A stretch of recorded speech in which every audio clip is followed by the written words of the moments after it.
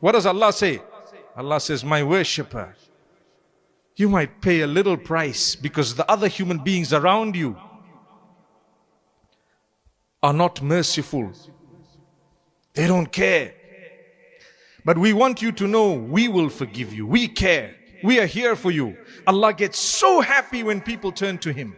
Allah says, we'll wipe out your sins. Allah said, you know what? Let alone wipe out your sins. Whatever sins you've committed, we want to convert them into good deeds on the right side of your scale because you changed your life. Look at you. You're such a lovely person. My brothers and sisters, never ever be let down by your past. Do you know why? It was exactly that. P-A-S-T. Past. That's what it was. Leave your past behind. Forget about it. Subhanallah, people may remind you, people may keep talking about it. Come out of that. Change your company if need be. Divorce yourself from toxic people who might be in your circle of friends.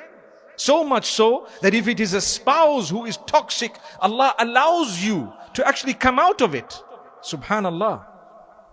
I know it's easier for a man, but I want to tell you, I challenge the scholars always